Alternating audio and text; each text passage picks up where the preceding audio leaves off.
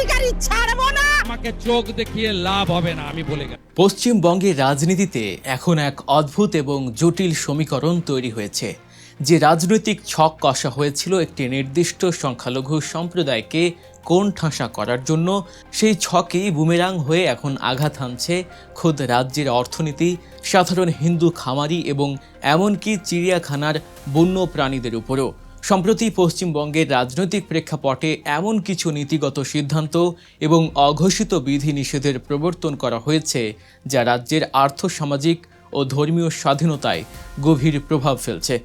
একদিকে মাদ্রাসায় বাধ্যতামূলক বন্দে মাতরম গাওয়ার নির্দেশ, অন্যদিকে ঈদুল আজহার মতো বড় ধর্মীয় উৎসবে ছুটি কাটছাঁট করা। সব মিলিয়ে বর্তমান শুভেন্দু অধিকারীর নেতৃত্বাধীন সরকারের বিরুদ্ধে সংখ্যালঘুদের অধিকার হরণের অভিযোগ তুলছেন বিশ্লেষকরা। কিন্তু সবচেয়ে বড় চমকটি লুকিয়ে আছে অন্য জায়গায়। গরুর কোরবানি বন্ধ করতে গিয়ে মুসলিমদের চেয়েও এখন বেশি বিপাকে পড়েছেন খোদ হিন্দু খামারিরা, আর মাংসের অভাবে খাঁচায় ঢুকছে রয়্যাল বেঙ্গল টাইগার। পুরো বিষয়টির গভীরে গেলে দেখা যায় রাজনীতির এই দাবা খেলায় শেষ পর্যন্ত ক্ষতি হচ্ছে পুরো রাজ্যেরই। শুরুতে আসা যাক ধর্মীয় অধিকার এবং ছুটির রাজনীতি প্রসঙ্গে। পশ্চিমবঙ্গে রাজনৈতিক পালা বদলের পর ক্ষমতায় আসা নতুন সরকারের নীতিগত পরিবর্তনের প্রথম শিকার হয়েছে সংখ্যালঘু মুসলিমদের ধর্মীয় অধিকার। বিগত মমতা বন্দ্যোপাধ্যায়ের সরকারের আমলে মুসলিমদের অন্যতম প্রধান ধর্মীয় উৎসব ঈদে 2 দিনের সরকারি ছুটি বরাদ্দ ছিল, কিন্তু নতুন সরকার ক্ষমতায় আসার মাত্র কয়েক সপ্তাহের মধ্যেই সেই নিয়মে কাঁচি চালিয়েছে। সরকারি নতুন প্রজ্ঞাপন অনুযায়ী ঈদের ছুটি 2 দিন থেকে কমিয়ে মাত্র 1 দিন করা হয়েছে। পাশাপাশি সরকারি কর্মীদের জন্য অফিসে উপস্থিতি বাধ্যতামূলক করে কঠোর নিয়ম জারি করা হয়েছে। রাজনৈতিক বিশ্লেষকদের মতে এই পদক্ষেপটি কোনোভাবেই নিছক প্রশাসনিক সিদ্ধান্ত নয়, বরং এর আগে রাজ্যের মাদ্রাসাগুলোতেও বন্দে মাতরম গাওয়া বাধ্যতামূলক করার যে নির্দেশিকা জারি করা হয়েছিল, ঈদের ছুটি কমানো সেই ধারাবাহিকতারই একটি অংশ। সমালোচকরা মনে করছেন, যখন কোনোভাবেই একটি সম্প্রদায়কে মানসিকভাবে দমিয়ে রাখা যাচ্ছে না, তখন রাষ্ট্রীয় যন্ত্রকে ব্যবহার করে তাদের উৎসবের আনন্দ এবং ধর্মীয় স্বাধীনতাকে সংকুচিত করার এই সুপরিকল্পিত রাজনৈতিক কৌশল গ্রহণ করা হয়েছে। এই পরিস্থিতির সঙ্গে যদি প্রতিবেশী দেশ অর্থাৎ আমাদের বাংলাদেশের চিত্র তুলনা করা হয়, তবে একটি সুস্পষ্ট পার্থক্য চোখে পড়ে। বাংলাদেশে মুসলিমরা সংখ্যাগরিষ্ঠ হলেও সেখানে ধর্মীয় সংখ্যালঘুদের অধিকার এবং উৎসবের দিনগুলোতে যথেষ্ট গুরুত্ব দেওয়া হয়। বাংলাদেশে হিন্দু সম্প্রদায়ের সবচেয়ে বড় উৎসব দুর্গাপূজায় সরকারিভাবে ছুটি বরাদ্দ থাকে। শুধু তাই নয়, অনেক সময় নির্বাহী আদেশে সেই ছুটি বাড়িয়ে একাধিক দিন করা হয়, যাতে হিন্দু ধর্মাবলম্বীরা নিশ্চিন্তে তাদের ধর্মীয় আচার অনুষ্ঠান পালন করতে পারেন। এমনকি সরস্বতী পূজার দিনও বাংলাদেশে শিক্ষা প্রতিষ্ঠানগুলোতে ছুটি থাকে এবং উৎসব মুখর পরিবেশে তা উদযাপিত হয়। একটি রাষ্ট্রের দায়িত্ব হলো তার সব নাগরিকের ধর্মীয় স্বাধীনতা এবং উৎসবের অধিকারকে সমানভাবে সম্মান করা।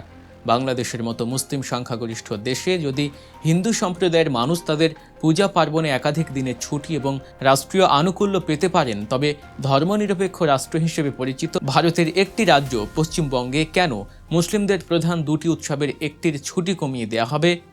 পর্যবেক্ষকদের মতে এই ধরনের সিদ্ধান্ত বিভাজনের রাজনীতিকেই আরও উস্কে দেয় এবং গণতান্ত্রিক মূল্যবোধের পরিপন্থী। তবে পশ্চিমবঙ্গের রাজনীতির সবচেয়ে বড় ট্র্যাজেডি বা চরম পরিণতি এখন দেখা যাচ্ছে পশুর হাটগুলোতে। কোরবানির ঈদকে সামনে রেখে রাজ্যে গরু কোরবানির উপর এক প্রকার অঘোষিত নিষেধাজ্ঞা এবং কড়াকড়ি আরোপ করা হয়েছে। হাইকোর্টের নানা নির্দেশনা এবং রাজ্যের বর্তমান সরকারের গাইডলাইনের দোহাই দিয়ে পরিস্থিতি এমন পর্যায়ে নিয়ে যাওয়া হয়েছে যে গরু কেনাবেচা এবং কুরবানি করাটা এক চরম ঝুঁকিপূর্ণ এবং আইনি জটিলতার বিষয়ে পরিণত হয়েছে। সরকার এবং কট্টরপন্থী গোষ্ঠীগুলো হয়তো ভেবেছিল এই চাপের মুখে মুসলিমরা কোণঠাসা হয়ে পড়বে বা সংঘাতে জড়াবে, কিন্তু বাস্তবে ঘটেছে ঠিক উল্টোটা। রাজ্যের মুসলিম সম্প্রদায় অত্যন্ত সুকৌশলে এবং শান্তিপূর্ণভাবে এই উস্কানিমূলক পরিস্থিতির জবাব দিয়েছেন। তারা আইন নিজের হাতে তুলে না নিয়ে বা কোনো প্রকার দ্বন্দ্বে না জড়িয়ে সরাসরি গরু কেনা এবং কুরবানি করা থেকে নিজেদের সম্পূর্ণ বিরত রেখেছেন। কলকাতা রাজপথে তারা প্লেকার্ড হাতে মিছিল করে ঘোষণা দিয়েছেন আইনি বাধ্যবাধকতার প্রতি সম্মান জানিয়ে তারা গরু বয়কট করছেন। এর বদলে তারা ছাগল, ভেড়া, এমনকি চড়া দামে রাজস্থানী দুম্বা কুরবানি করার দিকেও ঝুঁকছেন। আর মুসলিমদের এই বুদ্ধিদীপ্ত বয়কটের ফলে সবচেয়ে বড় এবং মর্মান্তিক অর্থনৈতিক বিপর্যয়ে মুখে পড়েছেন পশ্চিমবঙ্গের হাজার হাজার গরিব হিন্দু খামারি। যুগ যুগ ধরে এই খামারিরা সারা বছর ধরে গরু লালন পালন করেন শুধুমাত্র কোরবানির ঈদের হাটে বিক্রি করে কিছু লাভের আশায়। এই ব্যবসার উপর ভিত্তি করে তাদের সারা বছরের সংসার চলে। ছেলে মেয়েদের পড়াশোনা এবং মহাজনের ঋণ শোধ করার হিসাব নির্ভর করে। কিন্তু মুসলিমদের গরু কেনা বন্ধ করে দেয়ায় পশুর হাটগুলোতে এখন শ্মশানের নীরবতা। দূর দূরান্ত থেকে গরু নিয়ে আসা খামারিরা হাটে ক্রেতা না পেয়ে কান্নায় ভেঙে পড়ছেন। 1 বছর ধরে নিজের সন্তানের মতো লালন পালন করা গরুগুলো এখন তাদের গলার কাঁটা হয়ে দাঁড়িয়েছে। কারণ বিক্রি না হওয়া এই গরুগুলো ফিরিয়ে নিয়ে যাওয়া, পরিবহন খরচ এবং সেগুলোকে খাইয়ে বাঁচিয়ে রাখার মতো আর্থিক সামর্থ্য এই গরিব কৃষকদের নেই। রাজনৈতিক ফায়দা লুটতে গিয়ে বর্তমান সরকার যে নীতি গ্রহণ করেছে তার খেসারত দিতে হচ্ছে প্রান্তিক হিন্দু কৃষকদের। যে কৃষকদের অর্থনৈতিক উন্নয়নের প্রতিশ্রুতি দিয়ে সরকার ভোট চায়, আজ সেই কৃষকেরাই রাজনীতির জাঁতাকলে পিষ্ট হয়ে সর্বশান্ত হচ্ছেন। এই চরম অব্যবস্থাপনা এবং রাজনৈতিক হঠকারিতার প্রভাব শুধু মানুষের মধ্যেই সীমাবদ্ধ নেই, বরং তা আঘাত হেনেছে প্রকৃতির ইকোসিস্টেম বা বাস্তুতন্ত্রেও, যার সবচেয়ে বড় প্রমাণ হলো পশ্চিমবঙ্গের বিভিন্ন চিড়িয়াখানা এবং সাফারি পার্কগুলোর বর্তমান করুণ দশা। প্রকৃতিতে এক প্রাণী অন্য প্রাণীকে খেয়ে বেঁচে থাকবে, এটাই চিরন্তন নিয়ম। একটি পূর্ণবয়স্ক রয়্যাল বেঙ্গল টাইগার বা সিংহের প্রতিদিন 8 থেকে 12 কেজি রেড মিট বা লাল মাংসের প্রয়োজন হয়, যা মূলত গরু বা মহিষের মাংস থেকেই মেটানো হয়ে থাকে। কিন্তু গরু ও মহিষ জবাইয়ের উপর নতুন বিধিনিষেধ এবং মাংসের সাপ্লাই চেইন ভেঙে পড়ার কারণে চিড়িয়াখানাগুলোতে দেখা দিয়েছে তীব্র খাদ্য সংকট। বাঘ এবং সিংহদের এখন বাধ্য হয়ে মুরগি বা ছাগলের মাংস দেওয়া হচ্ছে। বিশেষজ্ঞদের মতে দীর্ঘমেয়াদে মুরগির মাংস খেলে বাঘের বন্য স্বভাব, শক্তি এবং প্রজনন ক্ষমতার উপর নেতিবাচক প্রভাব পড়বে। এছাড়াও ছাগলের মাংসের দাম গরুর মাংসের তুলনায় প্রায় দ্বিগুণেরও বেশি হওয়ায় চিড়িয়াখানা কর্তৃপক্ষের বাজেটের উপরও বিশাল চাপ পড়ছে। বন্য প্রাণীদের খাদ্যাভ্যাস পরিবর্তন করার এই অদ্ভুত এবং হাস্যকর পরিস্থিতি প্রমাণ করে যে পূর্ব পরিকল্পনা ছাড়া শুধুমাত্র রাজনৈতিক বিদ্বেষ থেকে নেওয়া সিদ্ধান্ত কতটা ভয়াবহ রূপ নিতে পারে। সব মিলিয়ে পশ্চিমবঙ্গের বর্তমান চিত্রটি এক জটিল রাজনৈতিক প্রহসনের উদাহরণ। একটি নির্দিষ্ট সম্প্রদায়কে আর্থসামাজিক ও ধর্মীয়ভাবে দুর্বল করার উদ্দেশ্যে যে ঘুঁটি সাজানো হয়েছিল তা আজ পুরো সমাজের জন্যই বুমেরাং হয়ে দেখা দিয়েছে।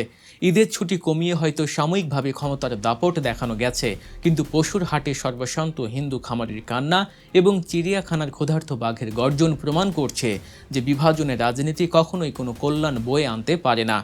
যখন রাজনীতির কারণে সাধারণ মানুষের রুটি রুজি বন্ধ হয়ে যায় এবং পশু পাখির মুখের খাবার কেড়ে নেওয়া হয়, তখন সেই রাজনীতির যৌক্তিকতা নিয়ে প্রশ্ন ওঠাটাই স্বাভাবিক। নিয়মিত এমন তথ্যবহুল বিশ্লেষণধর্মী এবং নিরপেক্ষ রাজনৈতিক খবরাখবর পেতে গল্প নিউজ চ্যানেলটি সাবস্ক্রাইব করুন এবং আমাদের ভিডিওগুলোতে লাইক ও শেয়ার করে পাশেই থাকুন। দেখা হচ্ছে পরবর্তী ভিডিওতে। আল্লাহ হাফেজ।